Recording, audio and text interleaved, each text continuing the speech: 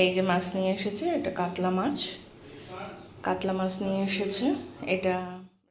বন্ধুরা কেমন আছো তোমরা সব? আশা করি সবাই তোমরা ভালো আছো। আজকে কি কি বাজার হলো, কি কি রান্না হবে, চলো তোমাদের সাথে শেয়ার করে নিই। বাজার থেকে কি কি বাজার নিয়ে আসলো, কি কি রান্না করব, চলো তোমাদের সাথে শেয়ার করি। তাহলে প্রথমে এর ভিতরে কি আছে মাছ দেখে নিই, তারপরে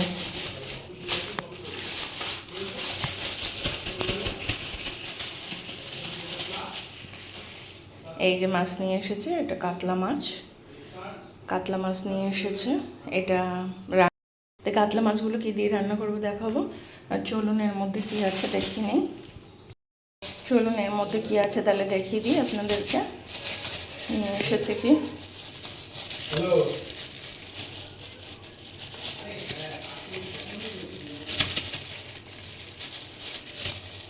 খুলে যাচ্ছে না, প্যাকেটটা খুলে দেখাচ্ছি। প্যাকেট খুলতেও টাইম লেগে যাচ্ছে, এক হাত দিয়ে তো। এই যে এখানে আছে মাছের ডিম নিয়ে এসেছে। তো মাছের ডিম কি দিয়ে করব না করব আপনাদের সাথে শেয়ার করব। আর এদিকটায় কি আছে দেখাচ্ছি তাহলে খুলে।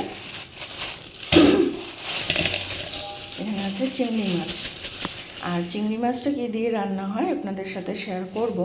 ঘরে পুঁই মিটুলি এনেছিল, ভাবছি পুঁই মিটুলি দিয়ে করব। তো চলুন দেখি, রান্নার দিকে যাওয়া যাক। বসিয়ে দিলাম কড়াতে, আর এদিকে আমি মাছের মধ্যে কিন্তু নুন হলুদ দিয়েছি।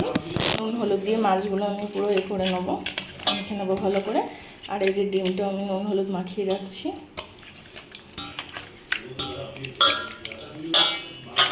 তো এখন আমি তেলের মধ্যে কিন্তু মাছগুলো দেবো সব এক এক করে। আর এখানে চিংড়িগুলো রাখা আছে, আমার এখনো কাটা হয়নি, কাটতে হবে আবার চিংড়িগুলোকে। মাছ ভাজাগুলো করে তারপরে আবার চিংড়ি বসাবো।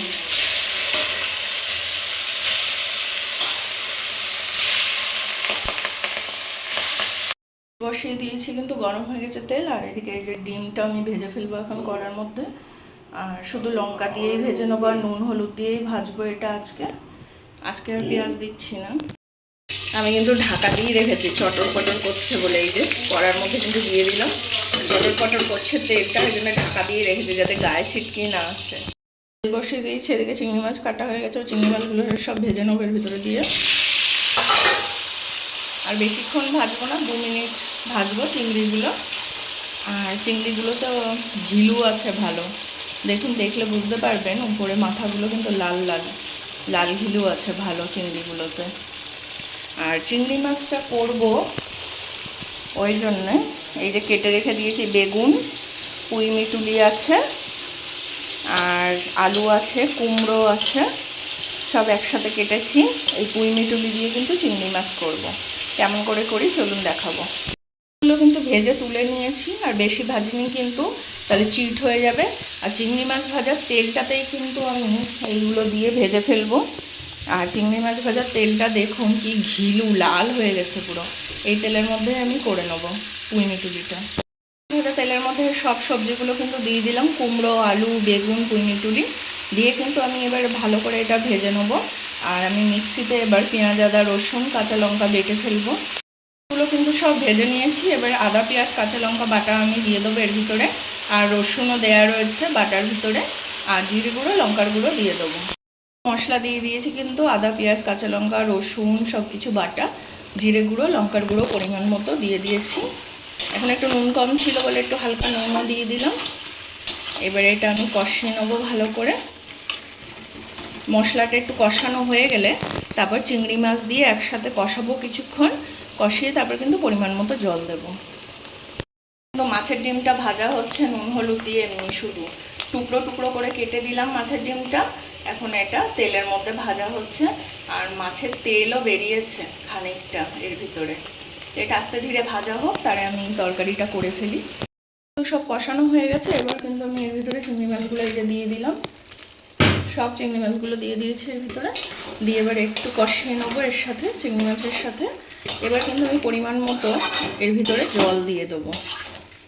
এবার চিংড়ির সাথে এটা ফুটলে কিন্তু হয়ে যাবে। পুঁই মিটুলি দিয়ে, বেগুন দিয়ে, কুমড়ো দিয়ে চিংড়ি মাছ তৈরি হয়ে যাবে।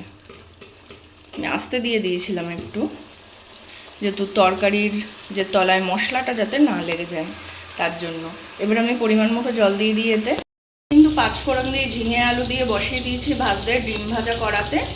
আর আমার ডিম ভাজা কিন্তু হয়ে গেছে, এই দেখুন সব ডিমগুলো কিন্তু ভেজে রেখে দিয়েছি, মাছের ডিমগুলো। এবারে আমি এদের কাতলা মাছের ঝোলটা বসাবো, তার জন্য 5 ফোড়ন দিয়ে ঝিঙে দিয়ে আলু দিয়ে বসিয়ে দিলাম। আর এদিকে কিন্তু হচ্ছে চিংড়ি মাছটা, জল দিয়ে দিয়েছিলাম পরিমাণ মতো, ফুটছে, একটু ফুটে গেলেই কিন্তু এটা হয়ে যাবে।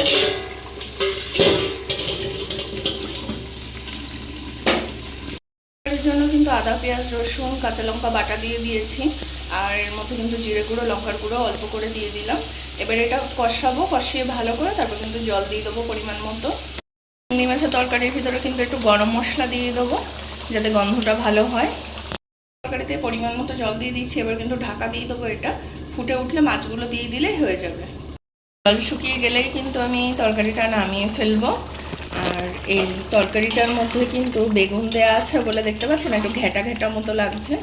আর বেগুন দিলে কিন্তু পুঁই মুটুলের মধ্যে দারুণ লাগে খেতে, আর কুমড়ো দেওয়া তো। আরে জলটা পুরো শুকিয়ে যাবে যখন আমি নামাবো, কিছুক্ষণ রাখবো না, ঠান্ডা হলেই জল শুকিয়ে যাবে আর একদম পুরো কষা কষা মতন হয়ে আসবে। জলটা কিন্তু ফুটে শুকিয়ে এসেছে পুরো অনেকটাই। এরপর কিন্তু আমি এর ভিতরে মাছগুলোকে সব দিয়ে দেবো, যে ভাজা মাছগুলো রেখেছিলাম সেই ভাজা মাছগুলোকে এর ভিতরে দিয়ে দেবো। আর মাছগুলো একটু বড় বড় পিস তো, ওই জন্য এখনই যদি না দিই তাহলে এর সাথে ঝোলের সাথে বেশ মিশবে না, এটা ভিতরে ঝোল ঢুকবে না, ওই জন্য এখনই দিয়ে দিলাম। এবার ফুটলে হয়ে যাবে। দিয়ে কাতলা মাছের ঝোল কিন্তু পুরো রেডি। কেমন হয়েছে জানাবেন। ভালো লাগলো ভিডিওটা অবশ্যই জানাবে, ভালো লাগলে লাইক শেয়ার কমেন্ট আর সাবস্ক্রাইব করে সাথে থাকবে, পাশে থাকবে। কালকে আবার চলে আসবে নতুন ভিডিও নিয়ে। আজকে তাহলে টাটা।